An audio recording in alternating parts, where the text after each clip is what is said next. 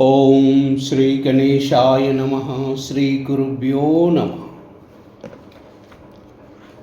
श्री दुर्गा सप्तशती द्वितीयो अध्याय।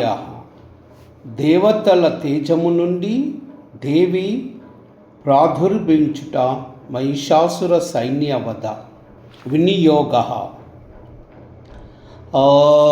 मध्यमचरित्रस्य विष्णु ऋषिः महालक्ष्मी देवता उष्णिच्छन्दः शाकंभरी शक्तिः दुर्गा बीजं वायुतत्त्वं यजुर्वेदस्वरूपं श्री महालक्ष्मी प्रीत्यर्थं मध्यमचरित्रजपे विनियोगः। ध्यानम्।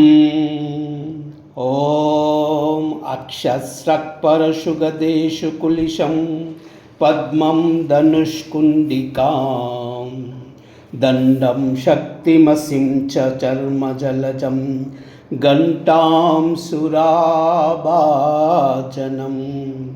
शूलं पाशसुदर्शनेन च ददती हस्तै प्रसन्नाननम् सेवे सैरिभमर्दिनीमिह महालक्ष्मी सरोजस्थिताम्।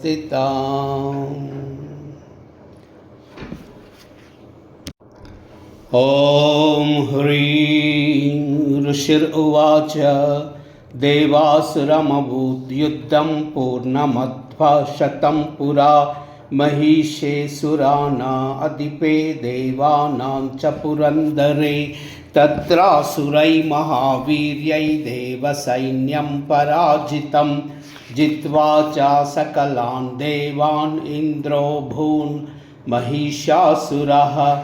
ततः पराजिता देवा पद्मयोनिं प्रजापतिं पुरस्कृत्वा गता तत्र यत्रेष गरुडध्वजौ यदा वृत्तं तयो तद्वन्महिषासुरचेष्टितं त्रिदशा कथयामासुर्देवाविभवविस्तरं सूर्येन्द्राग्निलेन्दूनां यमस्य वरुणस्य च अन्येषां चाधिकारं स स्वयमेव अधिष्ठति।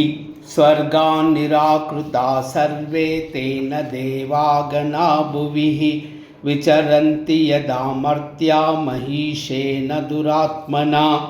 एतद्वा कथितं सर्वम् अमरारिविचेष्टितं शरणं वः प्रपन्ना स्मो वदस्तस्य विचिन्तताम्। इत्थं निश्यमदेवानां वचांसि मधुसूदनः चकार कोपं चम्बुश्च भ्रुकुटिकुटिलाननौ ततोऽतिकोपपूर्णस्य चक्रिणो वदनात् ततः निश्चक्राम महातेजो ब्रह्मणः शङ्करस्य च अन्वेषां चैव देवानां शक्रादीनां शरीरतः निर्गतं सुमहातेज तच्चैक्यं समगच्छतः अतीव तेजसः कूटं ज्वलन्तमिव पर्वतं ददृश्यते सुरा तत्र ज्वालाव्याप्तदिगन्तरम् अतुलं तत्र तत्तेज सर्वदेव शरीरजम् एकस्तं तद्भून्नारी व्याप्तलोकत्रयं त्विषा यदभूत्शाम्भुवं तेज तेन जायत तन्मुखं याम्येन चाभवन् केशा भावहो विष्णुतेजसाः सौम्येन स्तनयोर्युग्मं मध्यं चैन्द्रेण चाभवत् वारुणेन च जङ्घोरुनितम्ब तेजसः भुवः ब्रह्मणस्तेजसां पादौ तदाङ्गुलौ तेजसाः वसूनां च कराङ्गुल्या कौबेरेण च नासिकाः तस्या तु दन्ता सम्भूता प्राजपत्येन तेजसाः नयनत्रितयं जज्ञे तदा पावकतेजसाः ब्रुवौ च सन्ध्ययोस्तेज श्रवणावानिलस्य च अन्वेषां चैव देवानां सम्भवस्तजसां शिवाः ततः समस्तदेवानां तेजोराशिसमुद्भवां तां विलोक्य मुदं प्रापुरमरा महितार्दिताः शूलं शूलाद्विनिष्कृष्य ददौ तस्य पिनाकदृक् चक्रं च दत्तवान् कृष्णः समुत्पाद्य स्वचक्रतः शङ्खं च वरुणः शक्तिं ददौ तस्य हुताशनः मारुतो दत्तवान् चापं भानपूर्वे तदेषुषु वज्रमिन्द्रः समुत्पाद्य कुलिशादमरादिपाः ददौ तस्य सहस्राक्षो घण्टामैरावतात् गजात् कालदण्डात्यमो दण्डं पाशं चाम्बुपतिर्ददौ प्रजापति चाक्षमालां ददौ ब्रह्मकमण्डलुं समस्तरोमकूपेषु निजरश्मिन् दिवाकरः कालश्च दत्तवान् खड्गं तस्य चर्म च निर्मलम् क्षीरोदश्चामलं हारम् अजरे च तदाभरे चूडामणिं तदा दिव्यं कुण्डले कटकानि च अर्धचन्द्रं तदा शुभ्रं केयूरान् सर्वबाहुषु नूपुरौ विमलौ तद्वत् गैवेयकन्मनुत्तमम् अङ्गुलीयकरत्नानि समस्ताश्वङ्गुलीषु च विश्वकर्मा ददौ तस्यं परशुं चातिनिर्मलम् अस्त्राणि अनेकरूपाणि तदा वेद्यं च दंशनम् आम्लानपङ्कजां मालां शिरयुरसि चापराम् अददजलधिस्तस्यै पङ्कजं चातिशोभनं हिमवान् वाहनं सिंहं रत्नानि विविधानि च ददावशून्यं सुरया पानपात्रं धनाधिप शेषश्च सर्वनागोषो महामणिविभूषितं नागहारं ददौ तस्य दत्तया पृथिवीमिमाम् अन्यैरपि सुरैर्देवी भूषणै आयुधैस्तदा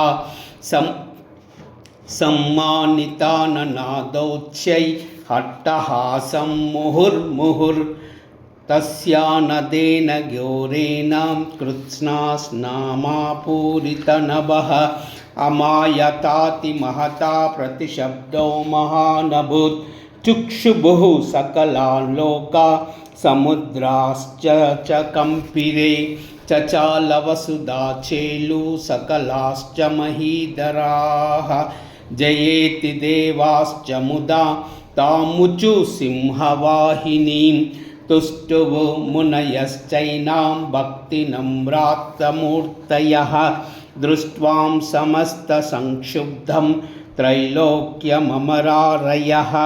सन्नाद अखिलसैन्यास्ते समुस्तस्तु उदायुधा आकीमेतदिति क्रोधादाभाष्य महिषासुरा अव्यधावत तं शब्दम् अशेषैरसुरैर्वृतः स ददर्श ततो देवीं व्याप्तलोकात्रिशां त्रिशाः पादाक्रान्त्या नतभुवं किरीटोल्लकितिम्बरां क्षोभिताशेषपातालां धनुर्जानिस्वनेन तां दिशो भुजसहस्रेण समन्तात् व्याप्तसंस्थितां ततः प्रवृते युद्धं तया देव्यासुराद्विषाम्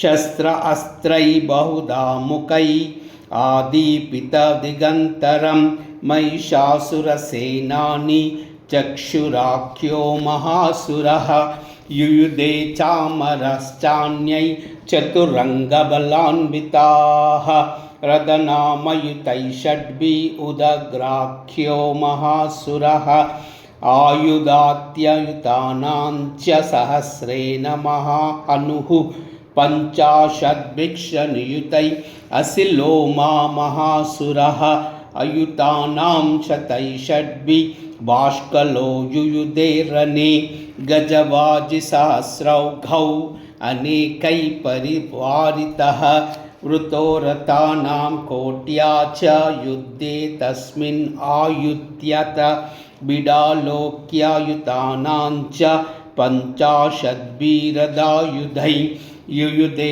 संयुगे तत्र रथानां परिवारितः अन्ये च तत्र युतशो रथनागहयैवृताः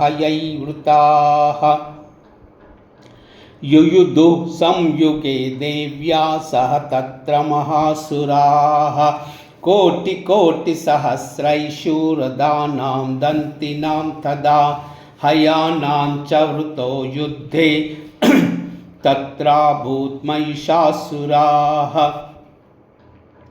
तोमरै बिन्दिपालैश्च शक्तिभिः मुसलै तदा युयुधु संयुगे देव्या खड्गै परशुपट्टिसै केचित् चक्षुषुः शक्ति केचित् पाशान् तदा परे देवीं खड्गप्रहारैस्तु ते तां हन्तुं प्रचक्रमुः सापि देवी ततस्तानि शस्त्राण्यस्त्राणि चण्डिकाः लीलवै प्रचित्ते निजशस्त्रास्त्रवर्षिणी अनायस्तनना देवी स्तूयमानासुरर्षिभिः मुमुचासुरदेहेषु शस्त्राण्यस्त्राणि चेश्वरीः सोऽपि क्रुद्धोद्धतशठो देव्या वाहनकेसरीः चचारासुरसैन्येषु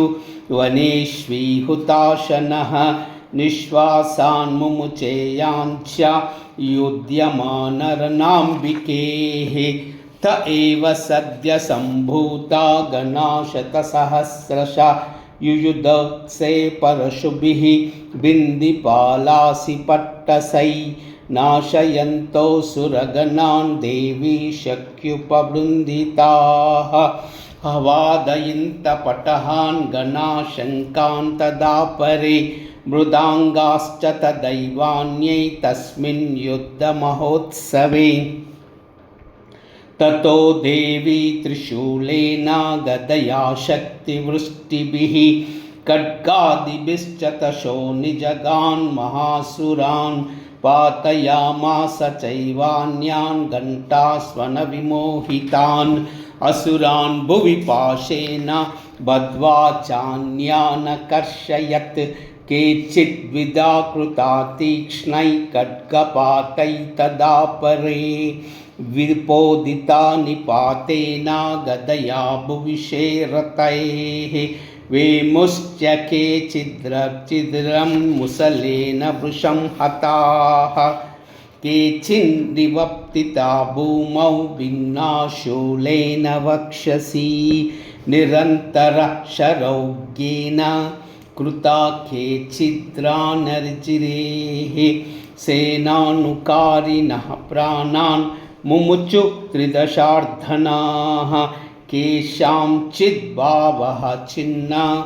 छिन्नाग्रीव तदा परे शिरांसि सेतुरन्वेषाम् अन्ये मध्ये विदारिताः विच्छिन्नजङ्गा त्वपरे स्पेतुरुव्यां महासुराः एकभावाक्षिचरणा केचिद्देव्यादिदा कृताः चिन्नेऽपि चान्ये शिरसि पतिता पुनरुत्थिता कदम्बयुधैर्देव्या गृहीतपरमायुधाः नृनृतुश्चापरे तत्र युद्धे तुर्या लयाश्रिताः कदम्बचिन्नशिरसा खड्गशक्तिवृष्टिपाणयः तिष्ठतिष्ठेति भाषन्तो देवी मन्यमहासुरौ पातितैरतनागाश्वै असुरैश्च वसुन्धराः अगम्या सा भवत्तत्र यत्राभूत् स महारणः शोणितौ गा महानद्या सद्य तत्र प्रसूनृपुः मध्ये चासुरसैन्यस्य वाराणासुरवाजिनाम् क्षणेन तन्मना सैन्यम् असुराणां तदाम्बिका निन्ये क्षयं यदा वह्नि तृणचारु महाचयं न स च सिंहो महानादम् उत्सृजन् गूतकेसरः शरीरेभ्यो मरारीणाम् असूनिव विचिन्वति देव्या गणैश्च तत्रैस्त्रकृतं युद्धं तदासुरै यथा शां तुष्टुवुर्देवा पुष्पवृष्टिमुचो दिविः ॐ इति मार्कण्डेयपुराणे सावर्णिके मन्वन्तरे देवी माहात्म्ये महिषासुरसैन्यवधो नाम द्वितीयोऽध्यायः। ॐ ऐं ह्रीं क्लीं चामुण्डायै विच्चे। ॐ ऐं ह्रीं क्लीं चामुण्डायै विच्चे। ॐ ऐं ह्रीं क्लीं चामुण्डायै विच्चे। ॐ ऐं ह्रीं क्लीं चामुण्डायै विच्चे। ॐ ऐं ह्रीं क्लीं चामुण्डायै विच्चे। ॐ ऐं ह्रीं क्लीं चामुण्डायै विच्चे। ॐ ऐं ह्रीं क्लीं चामुण्डायै विच्चे। ॐ ऐं ह्रीं क्लीं चामुण्डायै विच्चे। ॐ ऐं ह्रीं क्लीं चामुण्डायै विच्चे। ॐ ऐं ह्रीं क्लीं चामुण्डायै विच्चे। ॐ ऐं ह्रीं क्लीं चामुण्डायै विच्चे। ॐ ऐं ह्रीं क्लीं चामुण्डायै विच्चे। ॐ ऐं ह्रीं क्लीं चामुण्डायै विच्चे। श्रीचण्डिकाचरणार्पणमस्तु। लोकाः समस्ताः सुखिनो भवन्तु, सर्वे जनाः सुखिनो भवन्तु। सर्वमङ्गल।